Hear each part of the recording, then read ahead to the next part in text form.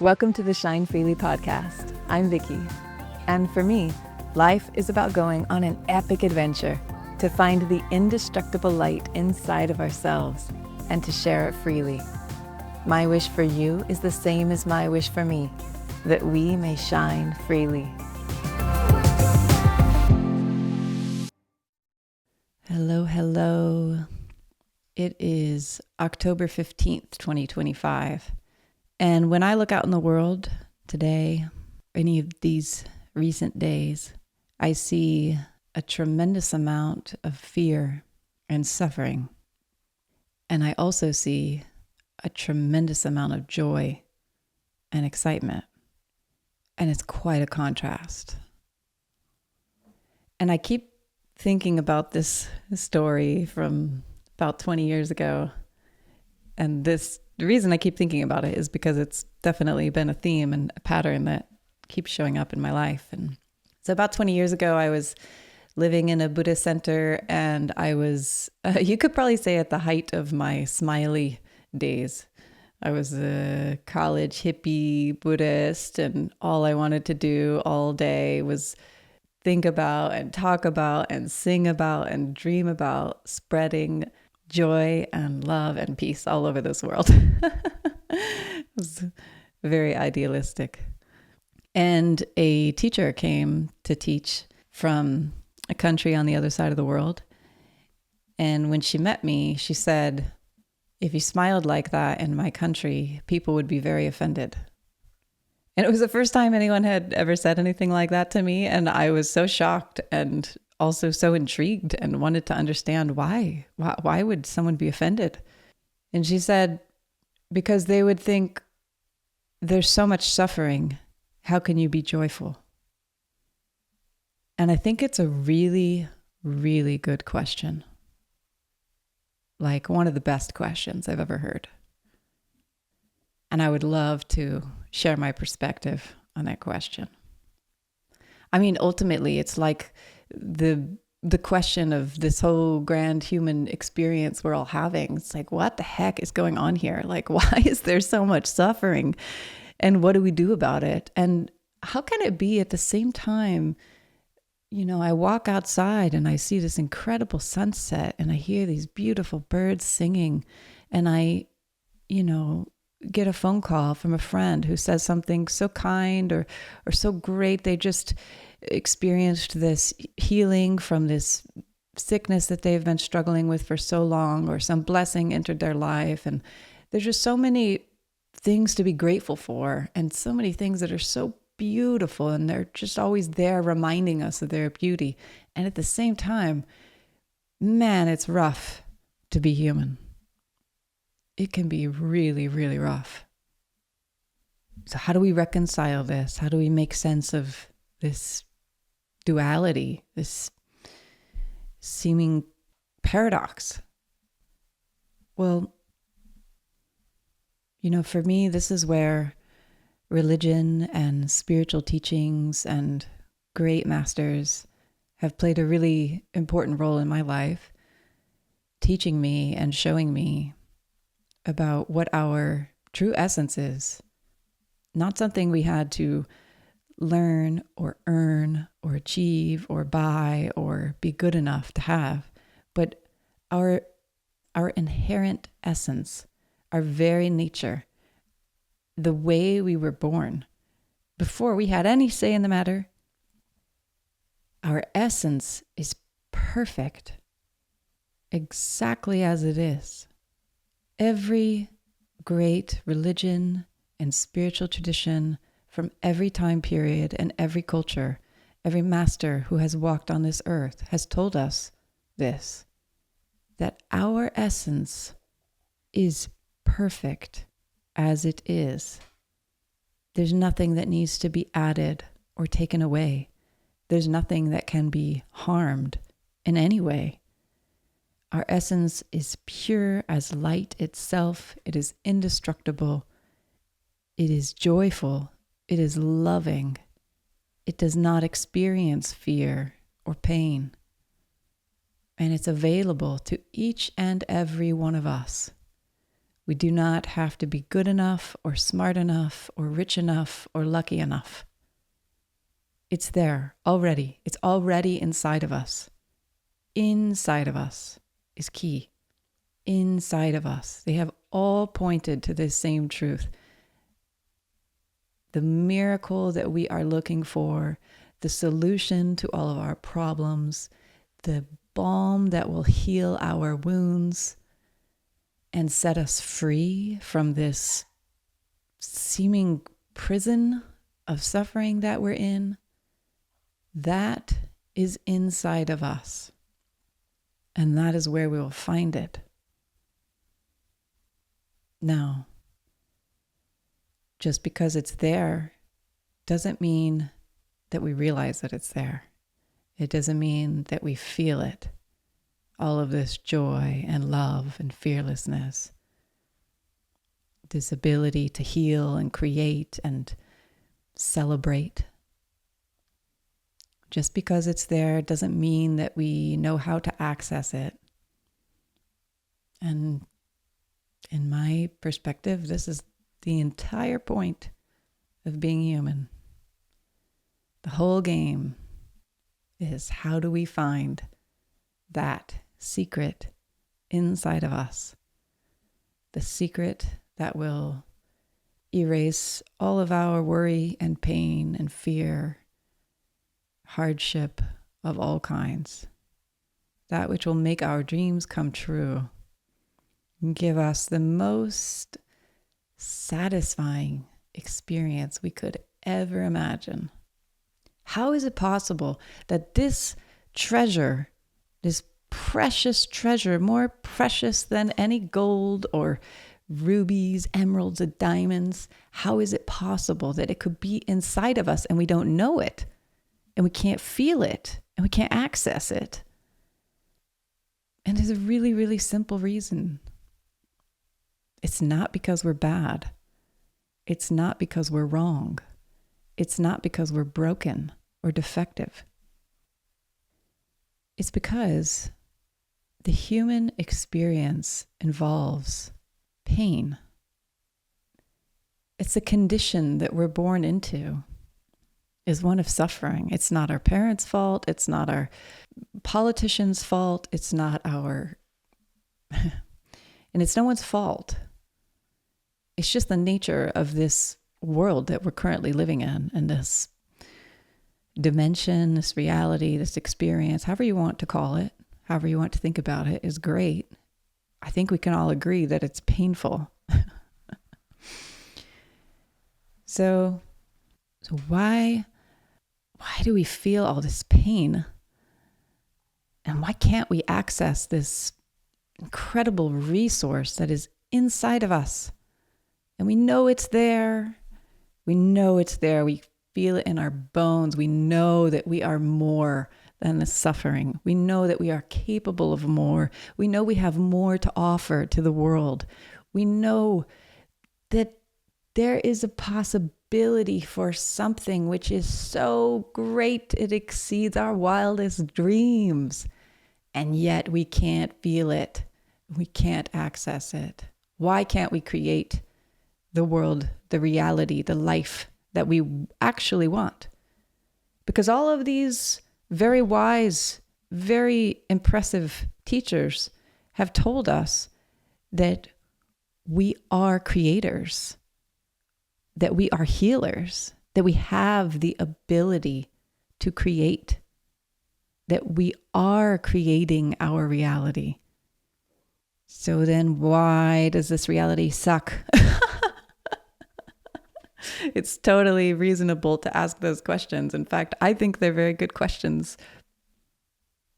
The reason that we can't access this incredible gift that is inherent inside every single one of us is because there is a dense layer of unprocessed pain surrounding it.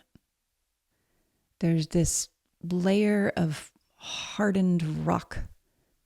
There's a very, very good reason for this layer of hardened rock to be there. And we can find out what that reason is. We can find out why it's there. And we can break it apart. We can dissolve it. We can gain access to this treasure which is inside of us. In order to do this, in order to break through this hard shell that's around our heart, so that we can stop living only from our head, which feels like banging it against a wall over and over again because it's just not getting us the result we want. The way to get access to the treasure that is inside your heart is to process the pain that has built a wall around it. It's the only way. Now, pain is like food. You know, you can't just eat it and then expect it to be gone. Once you've eaten it, once you've consumed the experience, you have to let it move through the digestion process. And it's not anything good or bad. It's just the way it is. It's just the way things work. It has to be digested. And your pain, your emotional pain, is the same way. You have to digest your own emotional pain. And I want to talk a little bit about that process, how we digest emotional pain. Because honestly, this is the question that I've spent my entire life trying to find the answer to, because my emotional pain has been my biggest struggle. I don't have very many other problems in life.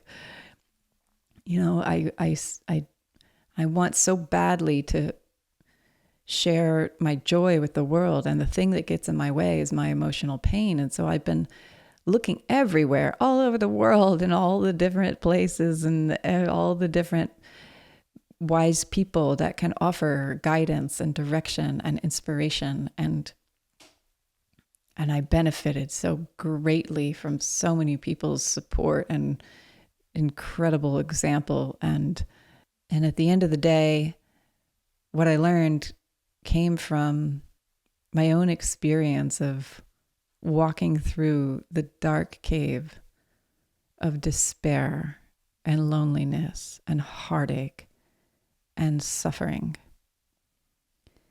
And you know, when I found myself in this dark cave about 5 years ago, I didn't know how long it was going to take for me to get out. I didn't really know what was going on, why it was happening, why I felt so awful.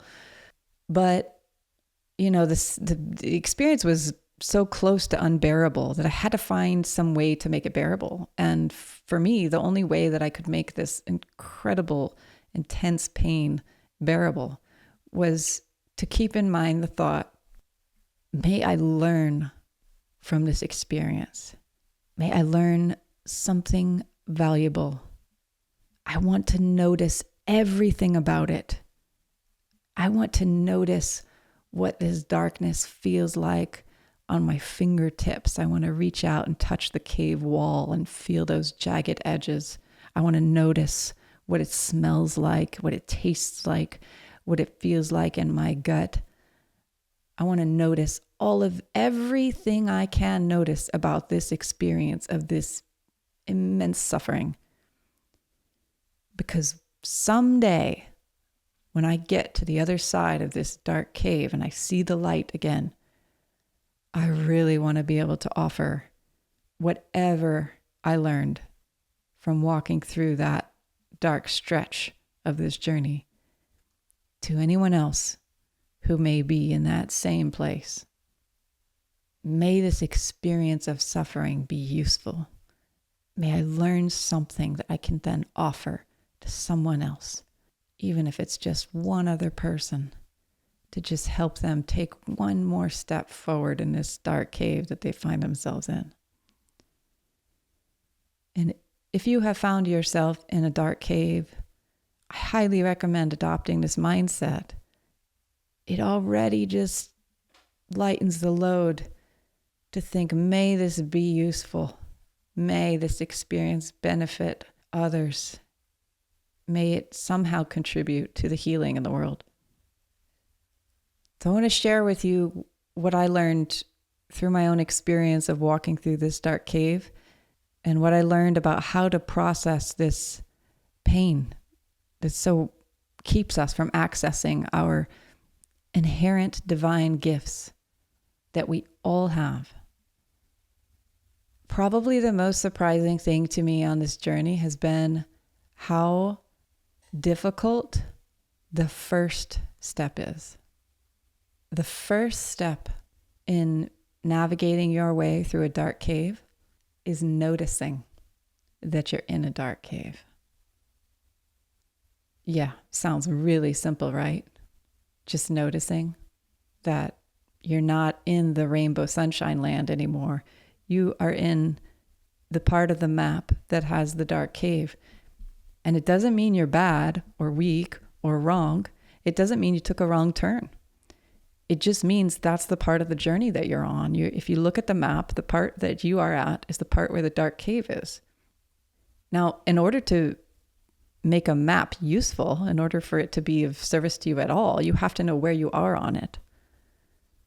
So you have to be able to notice, I am in the place on the map where the dark cave is, and it is scary and lonely and cold and difficult and frustrating and irritating and painful in my body. It's disrupting my sleep. It's disrupting my relationships. It's disrupting my ability to simply function in life. You have to notice that. You just have to notice it. That's where you're at right now. You don't have to judge yourself for it. You don't have to like it. You don't have to celebrate it. You just have to notice it. Okay, so notice that you're suffering. This was the very first thing the Buddha taught. There is suffering. You have to notice.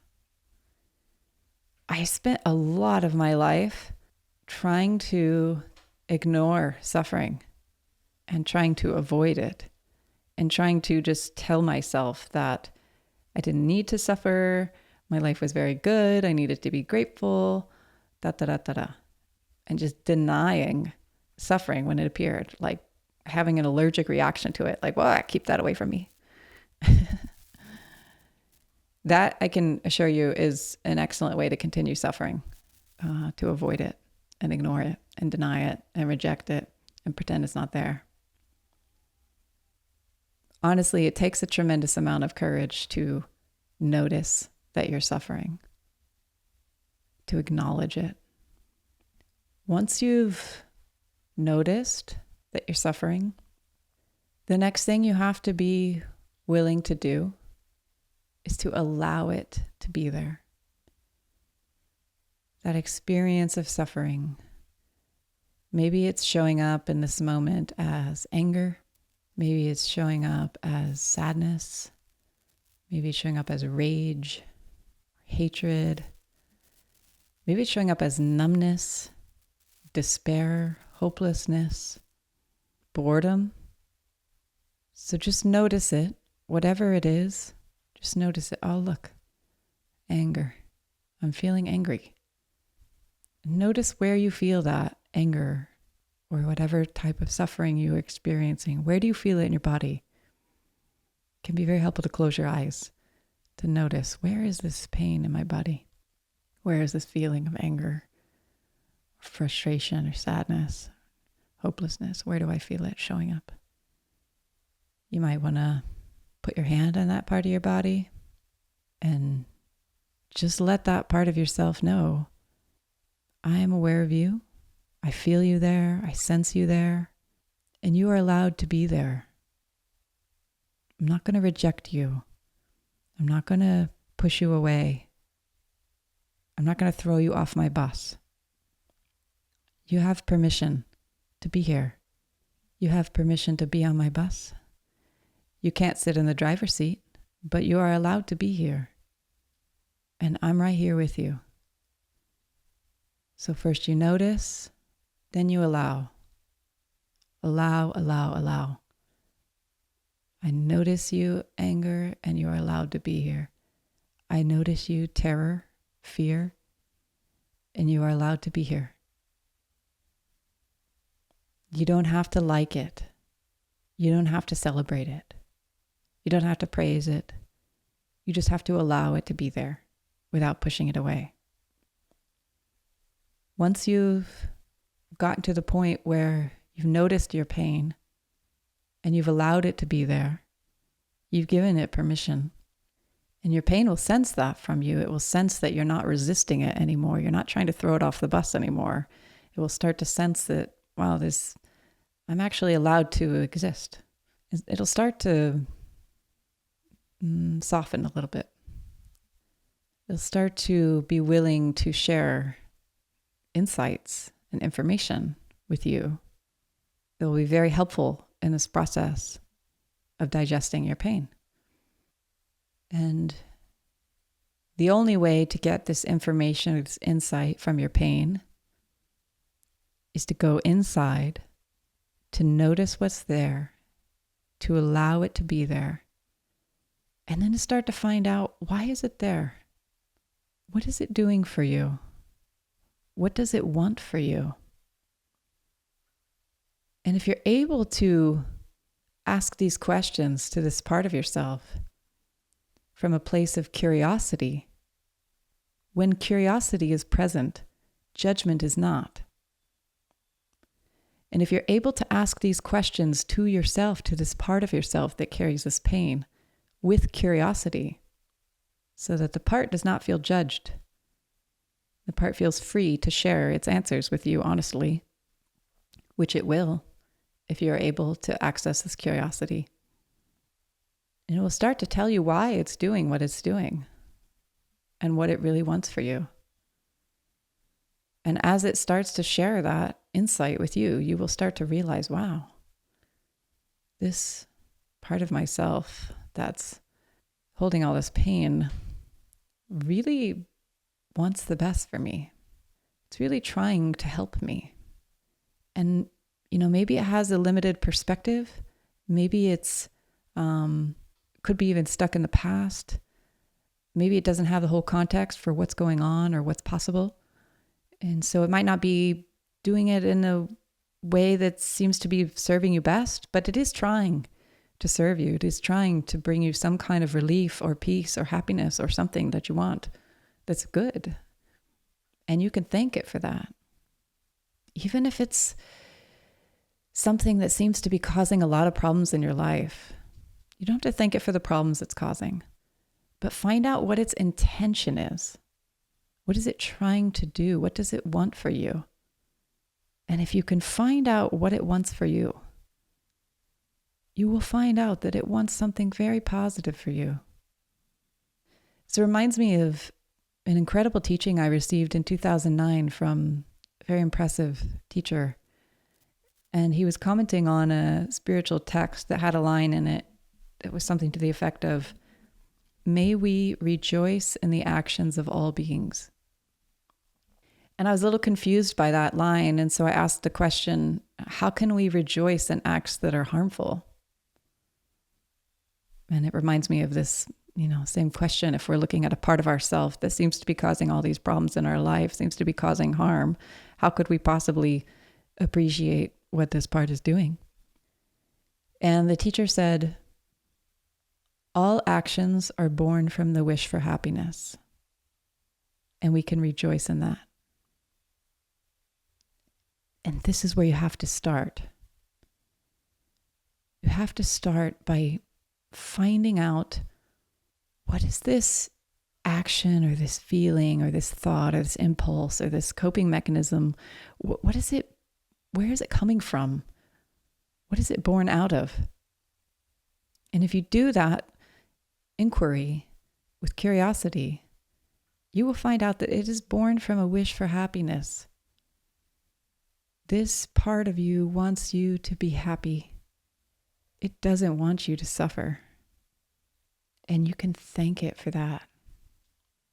You can say to it, thank you for wanting me to be happy. I really appreciate that. And if this is a part of yourself that perhaps you've judged for a long time, perhaps you've been frustrated with, that it keeps causing problems in your life, that part is going to feel surprised that it's receiving appreciation, because that's not something that it receives very often. it's going to really be grateful that you acknowledge that it has been trying to make you happy for a very long time. And because it feels that from you, it'll open up to you more. It'll share more insight with you. And as you gain insight from this place of curiosity, why this part shows up the way it does, why does it do these things? Why does it tell you these things? Why does it create these experiences for you? You'll start to genuinely accept it. You'll start to just naturally see, again, even if maybe it's causing some other problems, or maybe it's, a little bit limited in its perspective, it's trying to help you. It has a good motivation. And so you can accept it. You can express acceptance toward this part. Non-judgmental acceptance. Again, this is what all of our great masters have taught us, that it is through non-judgmental observation of our own internal experience that we can be set free. So we have to notice it. We have to allow it to be there. And then we have to observe it without judgment so that we may accept it as it is. We don't have to change it. We don't have to force it to change. It will change on its own. We're getting there. But we don't have to make it change. We just have to notice it, allow it, and accept it. When we get to this point of being able to accept it without judgment, the more we get to know it, the more we become familiar with this aspect of ourselves, the more we really start to love it, the more we allow love to flow through us to this part of ourself that has been suffering. And in that beautiful process of allowing that love to flow through to this part, allowing that part to see that we truly accept it for what it is and what it's been trying to do for us, and then we embrace it fully. We wrap our arms around it, and that light that we envelop it in soothes all of that pain, all of that darkness. The darkness has now been wrapped in light. What happens to darkness when it's wrapped in light? It just becomes light. And what I've just described, this process of noticing, allowing, accepting, and embracing, is a very simplified description of what happens within the internal family systems framework that I use to work with people one-on-one to do exactly this. And it's not in any way unique or limited to internal family systems. You can find it in any modality. You can use any modality to have this experience of noticing, allowing, accepting, and embracing your own suffering.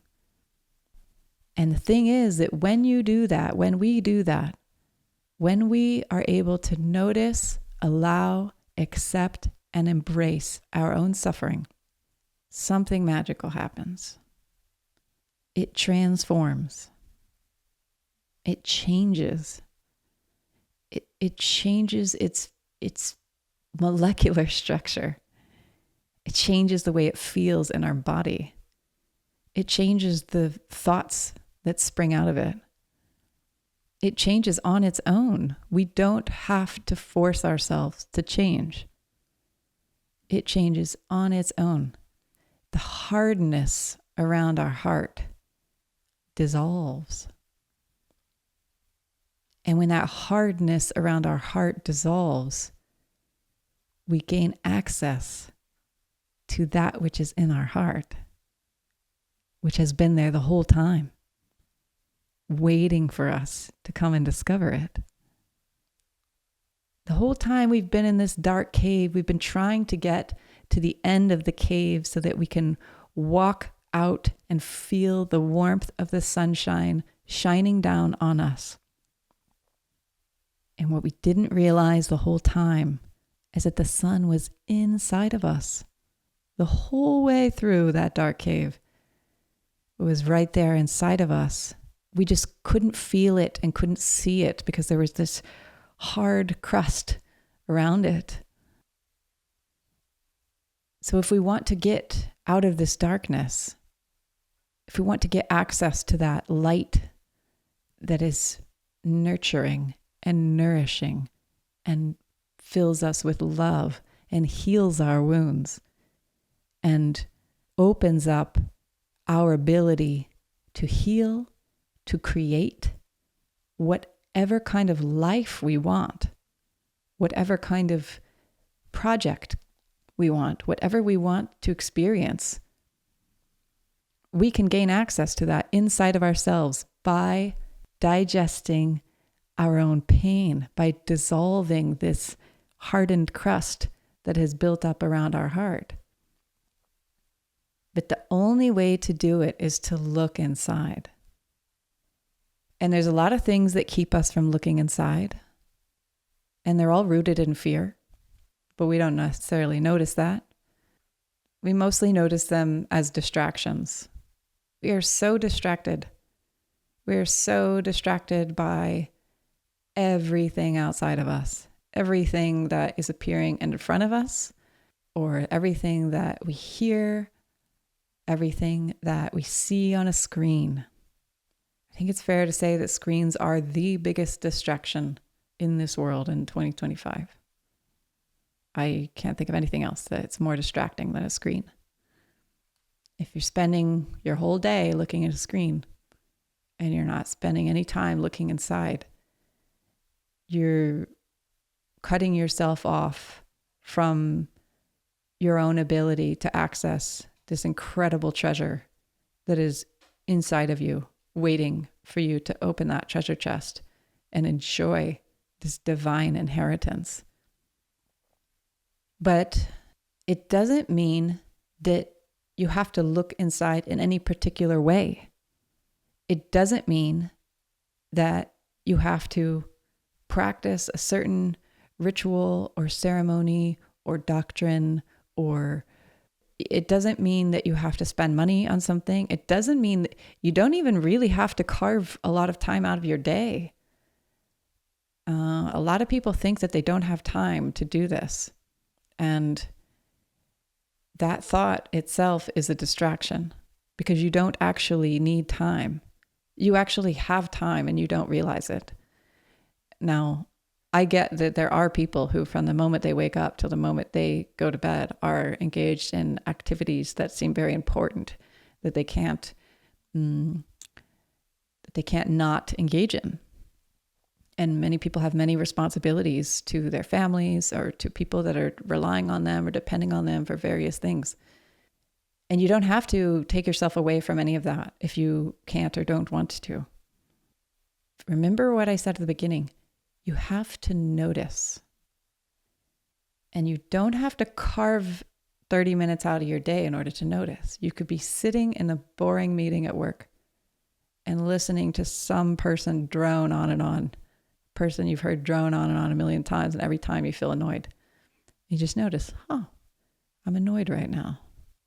Part of me is annoyed. Okay. Where do I notice that annoyance showing up in my body? Feel a clenching in my heart area. Okay. I notice it. I'm going to let it know. Hey, annoyance. I notice you there. You're allowed to be there. I'm right here with you. Just notice. You don't have to sit down and light a candle or do a chant or fast or, all of those things can be incredibly helpful if you want to do them, but you don't have to. You can notice in any moment of any day, no matter what you are doing, just notice, what do you feel inside right now? And if you can, let that feeling or that part know that it is allowed to be there. Just breathe. Just breathe while you notice what's there and you allow it to be there. I honestly think this noticing which sounds like the easiest thing in the world, I honestly think it's the hardest step. Just noticing what you are feeling inside. It doesn't matter what that person outside is doing. You can notice that too if you want, but it's a distraction. And look, if you're noticing that someone is harming you, then yes, you do need, anger is an indication that we have some need that is not being met. We have some boundary that's been crossed. But you're not going to find out what unmet need you have or what boundary that's been crossed if you keep focusing on the person that you're mad at in front of you. You've got to go inside and find out, what need do I have that's not being met? What boundary has been crossed that I need to uphold? So I'm not saying that you should just ignore what's happening around you. I'm not saying that you shouldn't do something about what's happening around you. I'm saying that in order to figure out what you should do, you need to go inside. The answers are inside of you. And you will not be able to find any of them until you notice what you are feeling in your body. What emotions are present there in that spot in your body that feels tight or closed or rigid or stressed or clenched or swirling or nauseating or whatever it may be. What do you notice there? Can you allow it to be there while you breathe? And then through the process of self-inquiry, can you approach this part of you with curiosity so that you can learn to accept it exactly as it is? You do not have to change it. And that doesn't mean that you have to just accept that you're going to be angry for the rest of your life or addicted to for the rest of your life or whatever it may be. Those will all change on their own once they've received love. And that love flows through you.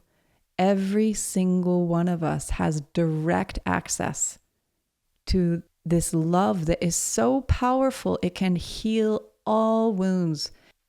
It can forgive whatever you feel needs forgiving. It's there for you. It is not reserved for some chosen few. No one has a monopoly on it. No one is an authority over it. It is inside of you. You have direct access. The only thing that is preventing you from knowing that it's there is this pain that you have not yet digested. And there's nothing wrong with that. It just means that that's the spot on the map that you are currently standing in. And all you have to do is notice it. Joseph Campbell's work on the hero journey is so inspiring to me for so many reasons. One of them being that he looked at, teachings and myths and stories from all different cultures, different time periods, different religions, different everything. And he identified the pattern that appears in all of them. And this is what's interesting for me, is identifying patterns. You can liberate yourself through identifying patterns. It's very, and there's a lot of safety in it, because when you can identify a pattern, then there's less likely that there's, some nefarious figure trying to control you through some lie or something like that. We all go through a dark cave. We're not worse than others because we're walking through a dark cave. It's part of the human experience. And the best news is that cave, as Joseph Campbell said, the cave you fear to enter holds the treasure that you seek. And it takes a tremendous amount of courage to walk through a dark cave looking for treasure. And if you have already found yourself in a dark cave, then congratulations, because you are in the best spot you could possibly be in to find the treasure that is buried there. You don't even have to work up the courage to enter the cave. You're already there. You're primed. You're ready. The treasure is there. It is waiting for you. It is so excited that you are going to come find it. It doesn't require money. It doesn't require a lot of effort, honestly. It's way more simple than we all make it out to be. And you don't have to do it the way anyone else does it. You can if you find inspiration in different teachers or methods or friends or people that you see the way they do it and it opens your heart and it makes you want to have that experience too, then go for it. Go do it that way. But if that way doesn't open your heart and doesn't inspire you and doesn't make you encouraged to keep going on your journey, then try something else. There's no right way to do it. The right way is whatever way opens your heart, whatever way keeps you taking another step forward. And it doesn't have to look like anyone else's.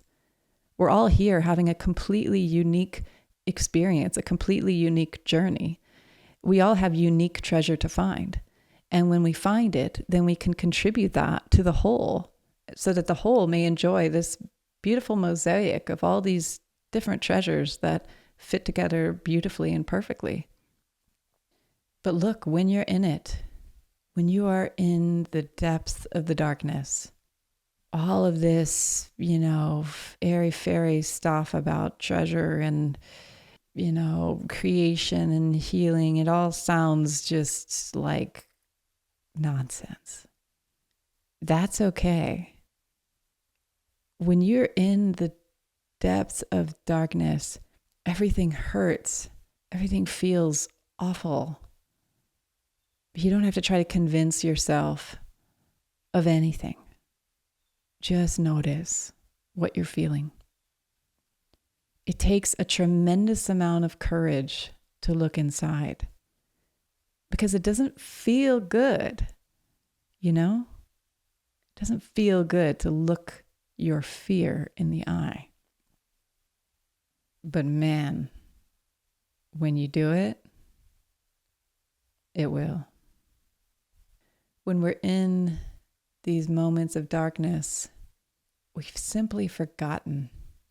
When we feel depleted and despair, loneliness, hopelessness, anger, rage, hatred, fear, we have simply forgotten that there is a spring inside of us that never runs dry.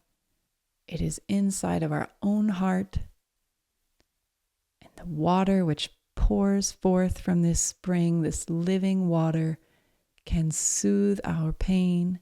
It can heal our wounds. It can restore the cells in our body to replenish, rejuvenate, cleanse, forgive, wash away anything that doesn't serve our highest potential and the highest potential of all that we are part of. We've simply forgotten. But it doesn't mean that this spring has disappeared or abandoned us.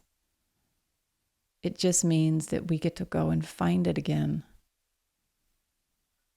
And that's where we're at right now as humanity. We're in a dark cave, and we have the opportunity right now to notice our pain, to allow it to be there, to observe it without judgment, so that we may accept it as it is and embrace all of the hurt parts of ourselves with love, so that every part of ourself may know that it is not bad, it is not broken, it is not left out. It is welcome here, right now, in our own heart, where there is so much love available, as much as it wants. We have an opportunity right now that is very unique, where the conditions are coming together in such a way that our ability to move through this process rapidly is right here, right now. It's staring us in the face right now. And yes, it is very scary and confusing and exhausting and strange. It is a strange time to be alive. And that is all the more reason why it is a worthwhile endeavor, because the payoff is huge. the treasure is so exquisite. And we've never needed it more than we do right now. And the reason that I've never been more excited to be alive than I am right now. There's no time period I would rather be living in than this one right now, despite the total chaos that you can easily focus on if you choose to focus on chaos. You can also choose to focus on what is happening inside of you. You can choose to find the treasure that is there waiting for you. And man, it's an epic adventure. It's so rewarding. It's so exhilarating. It's just wonderful. It's everything we've ever wanted is available to us right now if we can notice what is happening inside of us. Allow it to be there. Observe it without judgment. That means we get curious. Yes, even about suffering. Get curious about your own suffering. Then you will be able to embrace it with love, a love that heals all wounds. It is intimidating. It is confusing. It is scary. And it's a great idea to ask for help. So find someone you trust. Find someone you don't feel judged by, whether it's a friend, family member, a neighbor, or a professional, therapist, or healer, or religious leader, or shaman, or whatever allows you to feel safe, safe enough to open, safe enough to look inside and get curious and not feel judged. If you're going to ask someone for help, the most important factor in that person is not what they've been trained in or what letters they have next to their name or anything else. It's, do you feel judged by them? Find someone you don't feel judged by that can support you in this process. It'll be very helpful for you. And of course, this is what I do. This is what I've dedicated my life to. I'd be very happy to support you if you're interested. Go to my website, shinefreely.com. I offer a free session to anyone who wants one. I offer reduced rates for people experiencing financial hardship. And if the internal family system method sounds interesting to you, there are all kinds of books, resources, guided meditations, and so on that you can find online that you can do on your own through meditation, through journaling, through however you want to do it. Or just notice as you go through the rest of your day today. Notice what you're feeling. Notice what you're thinking. Notice what is appearing. You don't have to control it or stop it or change it. Allow it to arise. Allow it to play around. Allow it to dissolve back into space. Every single person listening to this has the ability to do this. When you learn how to allow your own suffering to arise, you learn how to accept it and embrace it.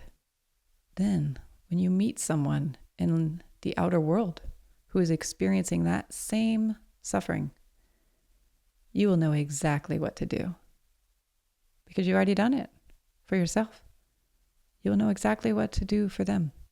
You know how to just be there with them, how to notice that they're suffering, how to allow them to have that experience, how to accept them without judgment, and how to embrace them with love so you may support them in this difficult moment that they have found themselves in. And the reason I'm so excited to be alive right now is because I have so much faith in humanity. I have so much faith in our ability to do this and to choose love. And yes, I see a lot of hatred in the world. I see a lot of fear. I see a lot of people that want to eradicate those who are not like them.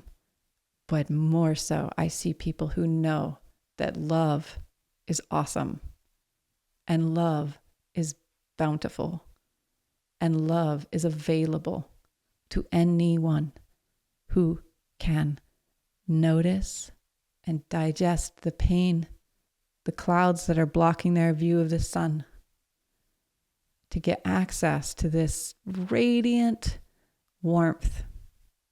I know it. I see it. I've no doubt. And while there will be, it's probably safe to say, those who don't choose love, we all have free will. We are free to choose hatred if we really want to.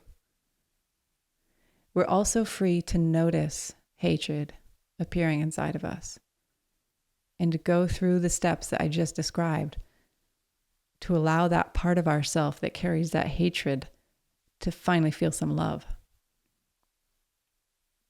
And then allow us to share that love with the world around us so that we can continue lighting this planet up, which is exactly what is happening right now.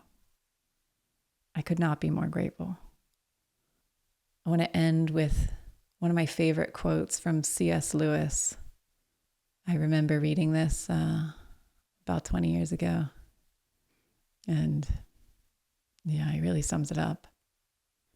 C.S. Lewis says, "Hell is a state of mind.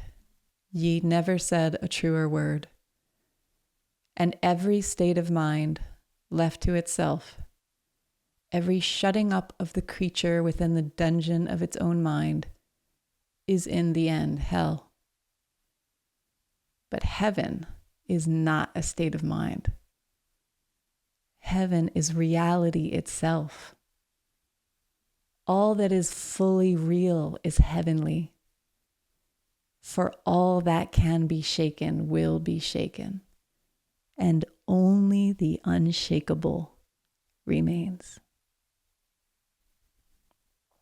Only the unshakable remains. So all of those parts of you that are upset, lost, confused, afraid, angry, or feeling despair, do not shut up those creatures within the dungeons of your own mind. Do not leave them there, isolated and afraid and lost. Go and find them. Bring them back home to your heart and enjoy the unshakable, indestructible light that is available to you now and forever. Amen.